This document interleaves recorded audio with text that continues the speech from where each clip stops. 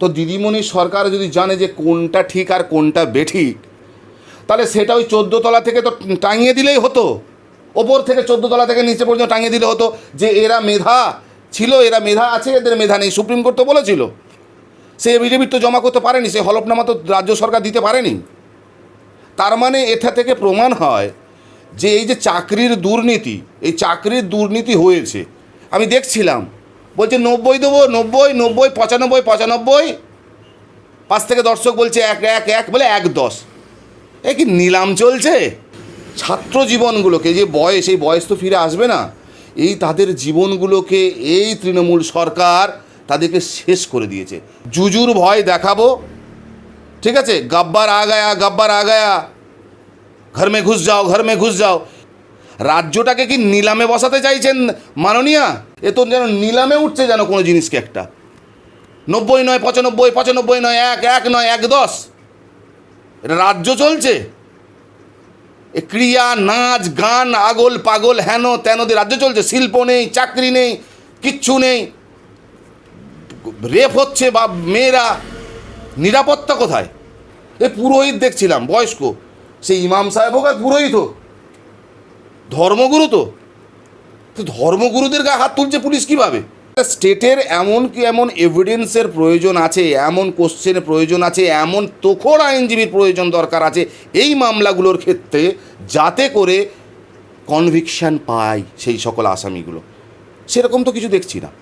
Honourable supreme court বলেছিল তো একটা সময় যে কারা মেধা আর কারা মেধা নয়, সেটা একমাত্রই জানে দিদিমণি সরকার। তো দিদিমণি সরকার যদি জানে যে কোনটা ঠিক আর কোনটা বেঠিক, তাহলে সেটা ওই 14 তলা থেকে তো টাঙিয়ে দিলেই হতো, ওপর থেকে 14 তলা থেকে নিচে পর্যন্ত টাঙিয়ে দিলে হতো যে এরা মেধা ছিল, এরা মেধা আছে, এদের মেধা নেই। সুপ্রিম কোর্ট তো বলেছিল, সে এফিডেভিট তো জমা করতে পারেনি, সে হলফনামা তো রাজ্য সরকার দিতে পারেনি। তার মানে এটা থেকে প্রমাণ হয় যে এই যে চাকরির দুর্নীতি, এই চাকরির দুর্নীতি হয়েছে মানে 100% হয়েছে।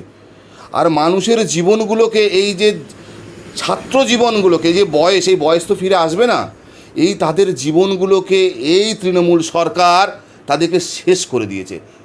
আর যেটা বললেন যে 1,20,000 টাকা যেটা করা বিষয়টা, দেখো, তৃণমূল সরকার ভেবে নিয়েছে মুসলিম ভোট আমার সব পকেটে চলে এসছে, আলাদা কোনো উপায় নেই। জুজুর ভয় দেখাবো, ঠিক আছে, গব্বার আ গায়া, গব্বার আ গায়া, ঘর মে ঘুস যাও, ঘর মে ঘুস যাও। এটা মমতা বন্দ্যোপাধ্যায় জেনে গেছে। ফলে দিদিমণি ভেবে নিয়েছে যে আমার এই মুসলিম সম্প্রদায়ের ভোট আমার পকেটে চলে এসছে, এদের কাছে আর কোনো অপশান নেই। তাহলে পড়ে রইল হিন্দু ভোট। তথাপি আমার বড় ভাইয়েরা, যেটা আমি দাবিদার, বড় ভাইয়েরা, আমি বড় ভাই হিসাবে দাবিদার হই হিন্দু ভাইদের, এদের করছে কি, এদের জন্য এদের ভোটটা যে ছড়িয়ে গেছে, কিছু বিজেপিতে চলে গেছে, কিছু সিপিএমে রয়েছে কম বেশি, কিছু কংগ্রেসে আছে। তাহলে কি করতে হবে না, এদেরকে টোপ দিতে হবে।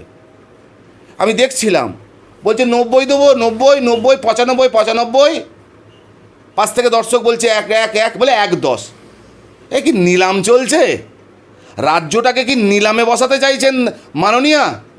আমি কোনো রাজনীতি ছেলে না, রাজনীতি করি না, এটা আমার ফান্ডামেন্টাল রাইট যে আমি কথা বলবো, ঠিক কথা বলবো। একজন জেনারেল স্বাধীন নাগরিক হিসাবে এটা আমার কর্তব্য বলাটা। এ তো যেন নিলামে উঠছে যেন কোনো জিনিসকে একটা। 90 নয় 95, 95 নয় 1, 1 নয় 1, 10। এটা রাজ্য চলছে। এ ক্রিয়া, নাচ, গান, আগল পাগল, হেন তেনদের রাজ্য চলছে। শিল্প নেই, চাকরি নেই, কিচ্ছু নেই, রেপ হচ্ছে বা মেয়েরা, নিরাপত্তা কোথায়? পুলিশের ডিপার্টমেন্টে, অ্যাডমিনিস্ট্রেটিভ ডিপার্টমেন্টে যে থানাগুলো দেখবেন, থানাগুলোতে গিয়ে দেখবেন একটা এসআই র্যাঙ্কের দায়িত্বের অফিসাররা না 4টে 5টা অফিসারের কাজ করে। পুলিশি নিয়োগ নেই, সিভিকগুলোকে দিয়ে কাজ করাচ্ছে, সিভিকগুলোকে রাস্তায় দাঁড় করিয়ে রাখছে, কেস খাচ্ছে সিভিকগুলো। পূর্বের ঘটনা দেখেছেন আপনি, সিভিকগুলোকে সব অস্ত্র ব্যবহার করে নিচ্ছে, তাদের স্যালারি বাড়াচ্ছে না, সিভিকদের কিছু করছে না। সিভিকদের যদি কেউ দাবি তোলে, সিভিকরা যদি কোনো রকম ইউনিটি করে, তাহলে তাদেরকে বসিয়ে দেওয়া হবে। এমনিতে ডিএ মামলা ডিএ নেই, টাকা নেই, রাজ্য সরকার ভিখারি দেউলিয়া হয়ে গেছে বলছে। তো দেউলিয়াই যদি হয়ে যায় তাহলে ওই পূজা মণ্ডপ বা ক্লাবগুলোতে এত এত লক্ষ লক্ষ টাকা দেওয়ার কী দরকার আছে? এদিকে তো একটা ছিল তো, যেখানে একটা ভক্তির আস্থা, যেখানে আমার বড় ভাই তথা হিন্দু সম্প্রদায়ের মানুষেদের, সেটা তো ছিল পুরীর জগন্নাথ দেবের মন্দির। রাজ্য সরকার তো করে দিল তো আমাদের দীঘা মন্দির, আবার তো শুনতে পাচ্ছি করবে। মুসলমানদের কিছু করবে না। 2013 সালে ওই সামান্য কিছু ইমাম ভাতা দিয়েছিল, তারপর 500 টাকা বাড়িয়ে 3000 টাকা। বোঝো মুসলিম সমাজের কমিউনিটির মানুষেরা, বোঝুক, বোঝার দরকারও আছে। শুধুমাত্র তেজপাতার মতো ব্যবহার করছে মুসলিম কমিউনিটির মানুষদের। এদিকে বিজেপি করছে মুসলিমদের মেরে হিন্দু সম্প্রদায়ের ভোটগুলোকে এক করে নেওয়ার জন্য, আর দিদিমণি চাইছে জুজুর ভয় দেখিয়ে আমাকে সব নিয়ে চলে আসবো আমার কাছে।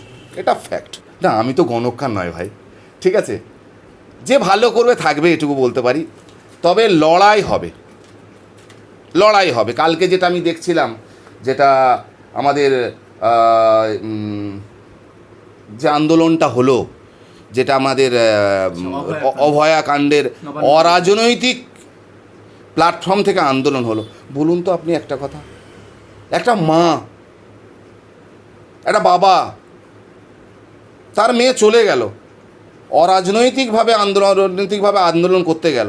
হ্যাঁ, মানছি যারা যারা আন্দোলনে গেছে তারা কোনো না কোনো রাজনৈতিক লোক, কিন্তু সেই প্ল্যাটফর্মে তো কোনো ফ্ল্যাগ ছিল না, শুধুমাত্র আমাদের ইন্ডিয়ান ফ্ল্যাগ ছিল। আমি কাউকে ছোটও করছি না, কাউকে বড়ও করছি না। আন্দোলন, ডেপুটেশন, এটা তো গণতন্ত্রের ফান্ডামেন্টাল রাইটস আছে। অনারেবল হাইকোর্ট তো তাকে বলেছে যে হ্যাঁ, শান্তিপূর্ণভাবে আপনি করতে পারেন।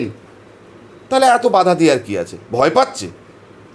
কারণ এই কথা বলে বিজেপির পক্ষে তা নয়, কিন্তু আমি আইনের পক্ষে, কোর্টের পক্ষে, অ্যাডমিনিস্ট্রেটিভ ডিপার্টমেন্টের পক্ষে, জুডিশিয়ারি সিস্টেমের পক্ষে। যেহেতু আমরা আইনজীবী, আমরা আইনের কথা বলবো। তাদেরকে মারধর করা হলো।